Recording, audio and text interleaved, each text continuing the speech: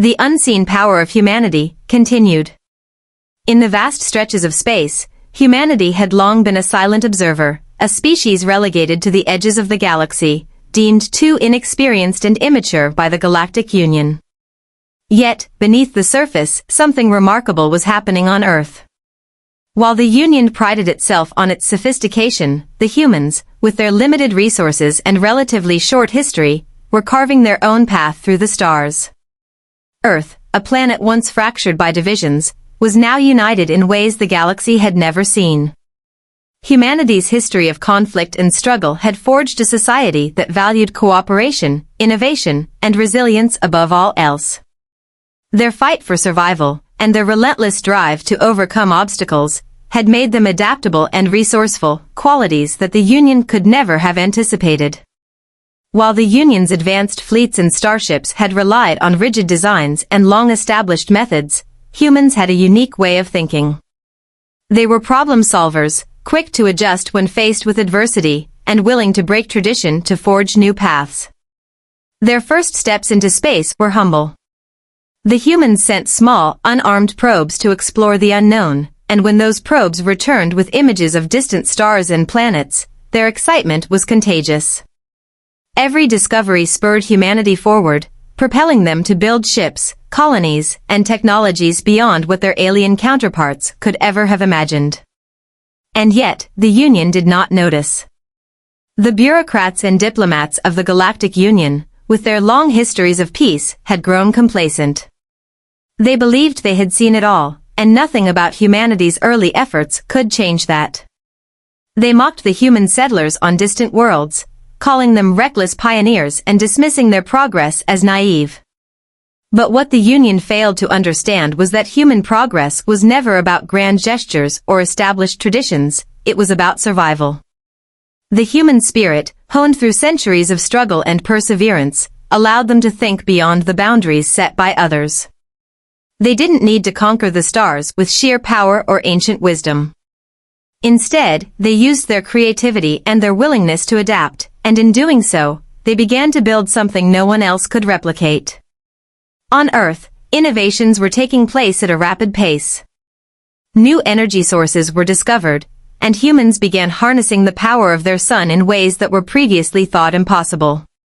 Space travel became more efficient, and their ships, once slow and cumbersome, were re-engineered into nimble, highly advanced vessels that could travel faster and farther than ever before. They had no great weaponry or centuries of knowledge, but they had something far more powerful, an unrelenting desire to push the boundaries of what was possible. As their colonies spread, humans began to establish networks and trade routes across distant star systems. They formed alliances with alien species, some of whom were eager to learn from humanity's resourcefulness, while others, especially the more established members of the Galactic Union, chose to stay silent, observing from afar. The Union continued to view humanity as insignificant, its leaders dismissing the human expansion as little more than a phase. Yet, on Earth, something more significant was brewing. Humans were not just building colonies, they were building connections. They were creating relationships with alien species that the Union had never considered. Where the Union relied on formality and centuries-old diplomacy, humanity's approach was simpler. They spoke plainly, they acted decisively, and above all, they treated every species as equals. The strength of humanity was not just in its innovations, it was in its spirit of collaboration. They didn't need centuries of diplomatic history to understand that cooperation, rather than domination, was the key to peace.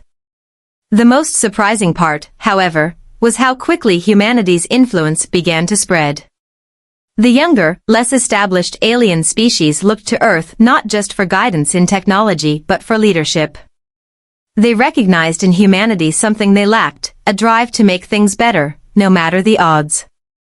Human colonies, in many ways, became the new centers of trade and culture, places where different species could come together to solve problems, share knowledge, and grow stronger as a unified whole. But even as humanity's influence grew, the Union remained unmoved. They ignored the humans, choosing to focus on the more established powers, convinced that humanity's contributions, no matter how innovative, were insignificant in the grand scheme of things. And yet, this very disregard for humanity would soon become the Union's downfall. The story of humanity's rise was not one of force, but of quiet persistence. They didn't wait for approval from the Union. They didn't need it. Humanity moved forward, building alliances, advancing technology, and thriving in ways no one could have predicted. And when the faring swarms arrived, their time had come. The galaxy was about to learn the true value of humanity. Unbeknownst to the Union, humanity's moment was fast approaching. The Union's ignorance of Earth's growing power would be their greatest mistake. When the faring arrived, no amount of diplomacy or power could save them. It would be humanity's tenacity, creativity, and resilience that would tip the balance. The Union had failed to recognize the true power of humanity, an unstoppable force, ready to rise when the galaxy needed them the most. And so, as the faring began their assault on the galaxy, humanity's place in the cosmos was no longer in question. It was time for Earth to step forward, and for the galaxy to understand what it truly meant to stand alongside humanity. The faring swarms, a nightmare in the stars, continued. The arrival of the faring swarms sent ripples of panic across the galaxy, causing fear to surge through every sentient species, even those with centuries of experience in warfare. The swarms were unlike any enemy the Galactic Union had faced before. Unlike the coordinated armies of organized factions, the faring were a living, insatiable tide, a collective consciousness of hunger and destruction that seemed beyond comprehension. Their every movement was relentless, their every attack precise in its devastation. They did not seek diplomacy, nor did they understand surrender. They came to consume, to annihilate, and to leave nothing behind. For centuries, the Union had enjoyed a golden age of peace, with conflict relegated to history books and old myths. They had grown complacent, believing their advanced technologies and hardened diplomacy had made them invincible. But the faring shattered that illusion with one swift, brutal assault. Entire planets fell silent as the swarms descended upon them, their hive minds driving them to swarm across star systems, reducing them to lifeless husks. Where the faring went, nothing survived, not even the stars seemed to shine as brightly once they had passed. The first attacks were swift, the faring crossing vast distances in the blink of an eye, leaving no warning, no time for defense. Star systems that had flourished for millennia were suddenly consumed in a matter of hours, their inhabitants torn apart or forced to flee. The once proud fleets of the Galactic Union, powerful and unmatched, were no match for the faring's unyielding, ferocious nature. Time after time, Union fleets were deployed to confront the faring, but their advanced weapons, their superior tactics, could do little against an enemy that was essentially a living, breathing force of nature. Even their most advanced defense systems faltered under the unrelenting assault. The Union's top strategists, who had once felt invincible, found themselves helpless. The faring didn't fight with the precision and structure of a well-trained army, they fought with instinct, an unstoppable drive to consume. Their attack patterns defied all logic. They appeared everywhere, like a dark cloud that couldn't be outrun, a nightmare that seemed to grow ever more real with each passing moment. In response, the Union called upon their greatest minds, scientists and engineers from every corner of their member species, hoping to find a solution that could stop the swarms. They threw everything they had at the faring, new weapons, experimental technologies, and defensive measures, but nothing worked. The faring were immune to their attacks, adapting in real time to every new strategy the Union developed. What the Union failed to grasp was the singular, terrifying truth. The faring were not merely an enemy, they were a force of nature, one that didn't need to follow the rules of war. The losses piled up quickly. Fleet after fleet fell to the faring's hunger. Colonies were obliterated. Entire star systems blinked out of existence. In their wake, the faring left nothing but silence. A void where once thriving civilizations stood. And still, the Union fought on, but with each day, it became more clear that victory was slipping further from their grasp. Hope dwindled, replaced by a growing sense of dread. The Union had always prided itself on being the beacon of peace and order in the galaxy. But now, it was simply a bystander to an extinction-level event, watching as its greatest allies were consumed, one by one. In the midst of this chaos, something unexpected began to happen. From the rubble of lost worlds and broken fleets, a small but determined voice began to rise, Earth's voice. Humanity, once dismissed as insignificant, was now becoming the galaxy's last, best hope. The leaders of the Galactic Union, desperate and running out of options, were forced to face the undeniable truth: they needed help. The galaxy needed a solution, and the only one that remained was humanity. Earth, the planet the Union had once ignored, was now the only force with the potential to turn the tide. But this would require more than just military strength. It would require something that the Union had overlooked for centuries: a spirit of ingenuity, the kind of creativity that could find a way to survive where everything else had failed. But the idea of turning to Earth for help was not one that was easily accepted by all. The Union had long seen humans as a species that lacked the refinement of its members, with their short lifespan and their chaotic history of conflict. The Council of the Galactic Union, a body of representatives from the galaxy's most powerful species, met in secret to discuss the matter. Many argued that asking humanity for help was beneath them. They were simply too young, too volatile, and too unpredictable. But as the Faring's devastation continued, even the most staunchly opposed members of the Union were forced to admit the truth: humanity was the only one capable of taking on the Faring in the way they needed. The human race, with its boundless creativity and relentless spirit, had the potential to come up with a solution no one else could imagine. It was in the midst of this growing desperation that Earth's leaders were called upon. The message, sent across vast distances, was simple but chilling: the galaxy needed humanity. Humanity was being asked to lead the charge in a galactic defense like no other. A coalition of species, including those who had once turned their backs on Earth, would be formed. Together, they would face the Faring, and hopefully, survive. Humanity's response was swift and decisive. Leaders from across Earth united, setting aside differences in order to focus on the greater threat. Despite the challenges, despite the centuries of neglect by the Galactic Union, humanity did not hesitate. They knew the galaxy needed them, and they would rise to the occasion. It was not about pride, nor was it about proving anything to the Union. It was about survival. For humanity, there was no question. Earth's leaders called upon the best minds in science, military strategy, and technology to prepare for what would become the most dangerous and important battle in the history of the galaxy. The human people, long underestimated and sidelined, now found themselves in a position of unparalleled significance. As they began their preparations, there was a collective realization that this was their moment, not just to save Earth, but to prove the galaxy wrong. They had been dismissed as insignificant for too long, but now, in the face of unimaginable destruction, humanity would show its true strength.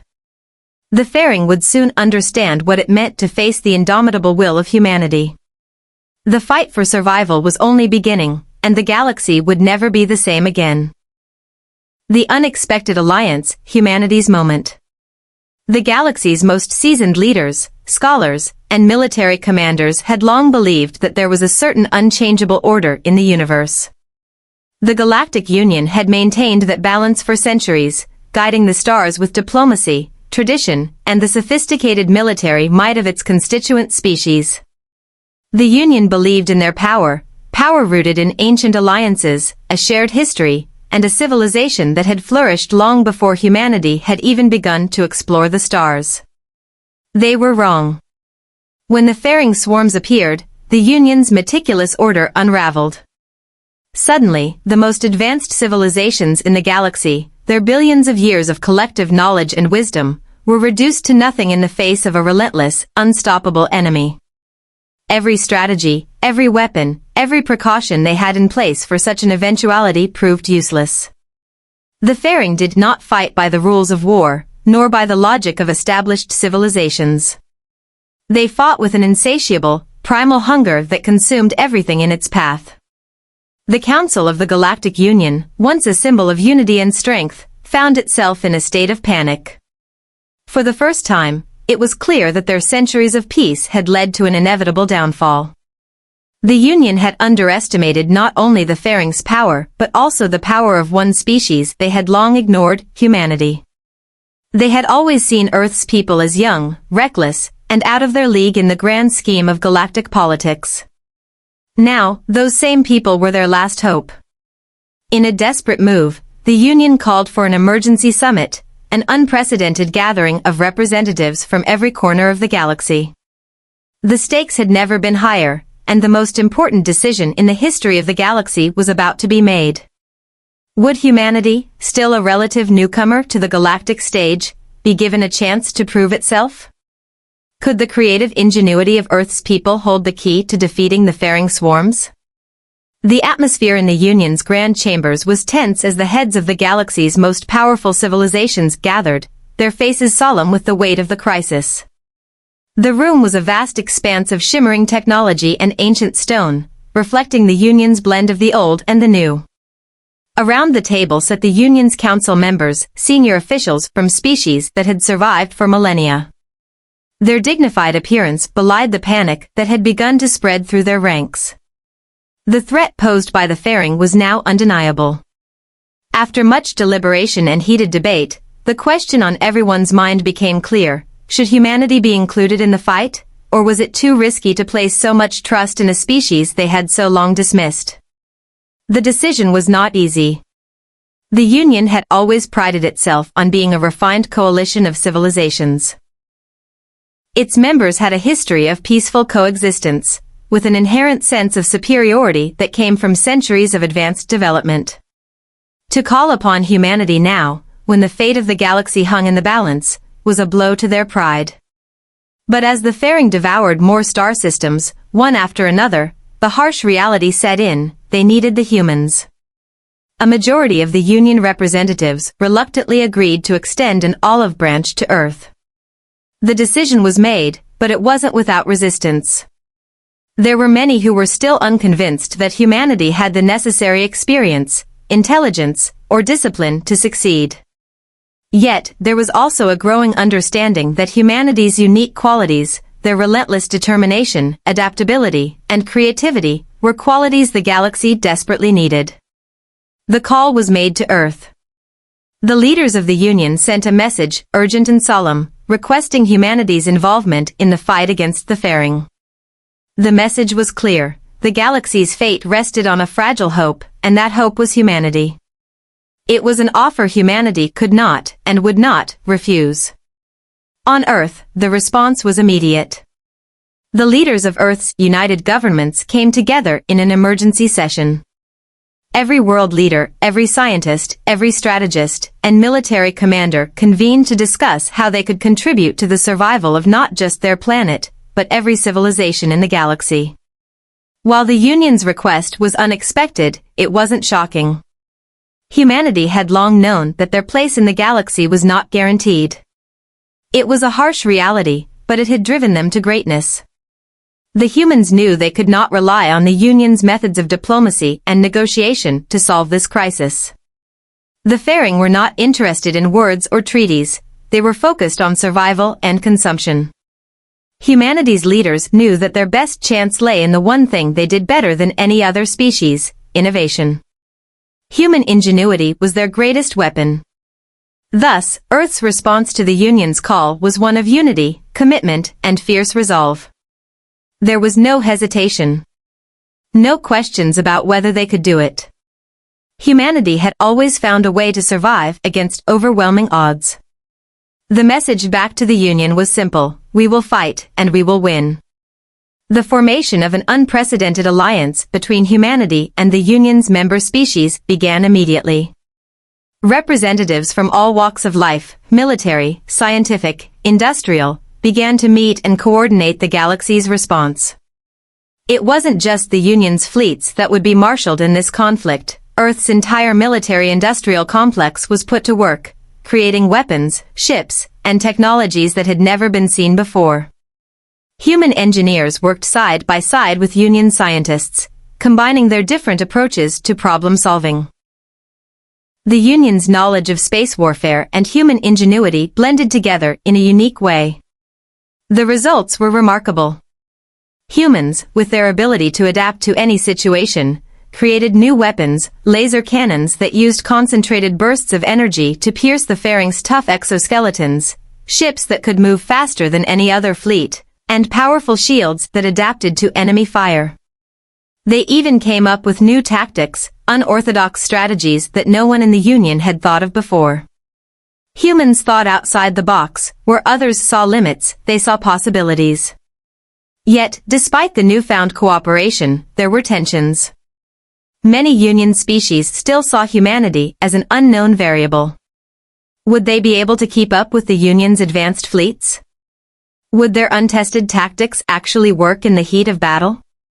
For some, the idea of humanity playing a leading role in the fight was a bitter pill to swallow. Despite these reservations, humanity's moment had arrived. Earth's leaders were determined to prove that they belonged not just in the fight, but at the forefront of the galaxy's defense. The strength of the human spirit, the depth of their creativity, and the power of their will to survive were now the driving forces behind the galaxy's final stand.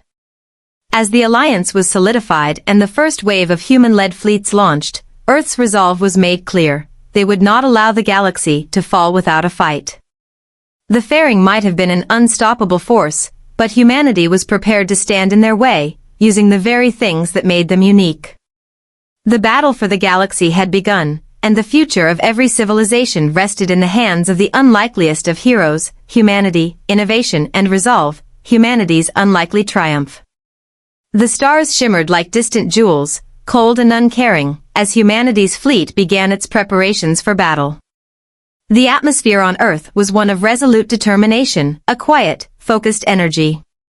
People from every corner of the planet, scientists, engineers, military personnel, and civilians alike, had worked day and night to build the weapons and strategies needed to face the fairing.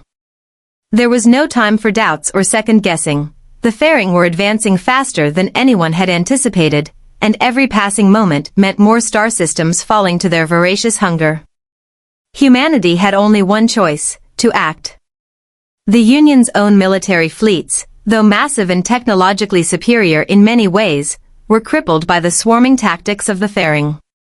Their ships, designed for stability and endurance in conventional combat, were no match for the relentless, chaotic nature of their new enemy. The fairing didn't engage in traditional warfare. They attacked like a storm, a force of nature that moved in a swarm of countless units, overwhelming everything in their path with brutal efficiency. The Union's greatest strength, their vast and coordinated fleets, was now their greatest weakness. The fairing could not be fought with conventional military might alone. It was in this moment of uncertainty that humanity's true strength began to shine. The very qualities that had made humans outsiders in the eyes of the Union were now their greatest asset.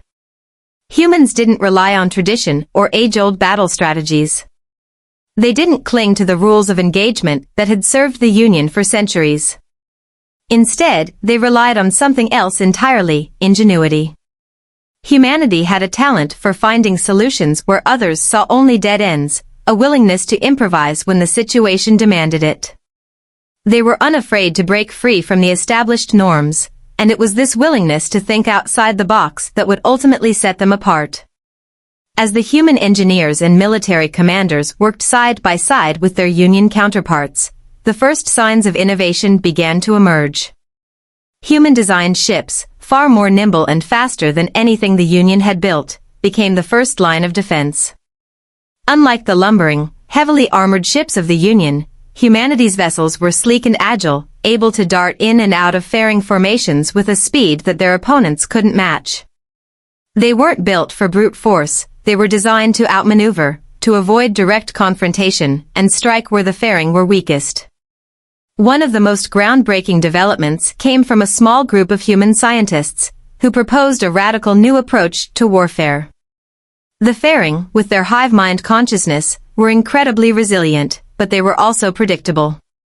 They attacked in large, coordinated groups, each unit responding to the signals of the swarm. What if, the scientists asked, they could disrupt the Faring's hive mind? What if humanity could interfere with the Faring's communication, severing their ability to coordinate and respond to threats? The idea was risky. The technology required was unprecedented. Humanity would need to create a new kind of weapon, one that could interfere with the Faring's neural network and send their swarm into chaos. But the potential benefits were too great to ignore. The Union, initially skeptical, reluctantly agreed to allow the humans to proceed. In a remote, top-secret laboratory deep within the heart of Earth's military-industrial complex, human engineers worked tirelessly, creating the first prototype of the neural disruptor, a device capable of emitting electromagnetic pulses that would interfere with the Faring's hive mind communication. It was unlike any weapon the galaxy had seen before. The potential to scatter the Faring's swarm, to create confusion and disarray, was a game-changer. But there was a catch. The weapon could only work if humanity could get close enough to the Faring's central formations, and the risks of doing so were enormous. The Faring's swarms had been decimating fleets left and right, and the thought of a small, untested weapon going up against such a monstrous enemy was almost laughable. Yet, humanity's spirit refused to be crushed by the sheer scale of the challenge. They would find a way. The Union's leadership, initially hesitant to trust humanity with such an important task, finally gave their approval. It was a moment of profound change. They had no other choice but to put their faith in humanity's ingenuity, to trust that this young, brash species had what it took to succeed where the galaxy's oldest civilizations had failed. With the neural disruptor ready, Earth's fleet set out for the heart of the Faring swarm. The Union's ships, still reeling from their losses, provided backup, but it was humanity's vessels that led the charge. The fleet's mission was simple: get close enough to the Faring's central swarm to deploy the neural disruptor. The Union's military commanders, steeped in tradition, were unsure of how to proceed with such an unconventional tactic. They wanted to see battle plans, detailed strategies, a clear path to victory. But humanity's approach was different. It wasn't about following the same old playbook, it was about improvising on the fly, adapting to the ever-changing tides of battle. The first wave of humanity's ships entered the Faring's territory, their engines humming softly in the darkness of space. Their speed and agility were unmatched. They darted through the swarm with precision, outmaneuvering Faring ships that were large, slow, and clumsy in comparison. The battle was unlike anything the Union had ever seen. Instead of sitting back and letting the Faring come to them, humanity's fleet took the fight to the enemy, pressing forward relentlessly, never giving the Faring a moment to breathe. The Faring responded predictably, swarming in great waves, overwhelming humanity's ships with sheer numbers. But this time, humanity was ready. As the first of the human ships closed in on the central swarm, the neural disruptor was deployed. A pulse of energy shot through the dark void, and for a moment, time seemed to stand still. The disruptor's effect was immediate. Suddenly, the Faring's coordinated movements faltered. The swarm broke apart, individual Faring units lost in confusion. The galaxy's most feared and destructive force had been shattered by the ingenuity of a species that had once been dismissed as too immature to matter. The human ships pressed their advantage, launching targeted strikes at the now disorganized swarm. With the Faring in disarray, the Union's fleets moved in to assist. It was the first real victory the galaxy had seen in months, and it was humanity's brilliance, their willingness to think outside the established norms, that had made it possible. The neural disruptor was only the beginning. Humanity's tactics and strategies evolved rapidly as they continued to engage the Faring. The Union, at first hesitant to trust humanity's methods, now began to see the true value in Earth's contributions. What they lacked in traditional military power, humanity made up for in creativity, adaptability, and unyielding resolve. Their unorthodox methods were not a hindrance, they were a strength, a new way of thinking that would shape the outcome of the war. But the Faring were far from defeated. Though the neural disruptor had disrupted their hive mind, the Faring still represented a tremendous threat. And as humanity celebrated their first victory, they knew the hardest battles were yet to come. The Faring were learning, adapting, and they would soon find new ways to retaliate. Humanity's resolve would be tested, but they were ready. They had already proven that no matter how impossible the challenge, they would fight with every ounce of ingenuity and determination they had. The true battle for the galaxy had just begun.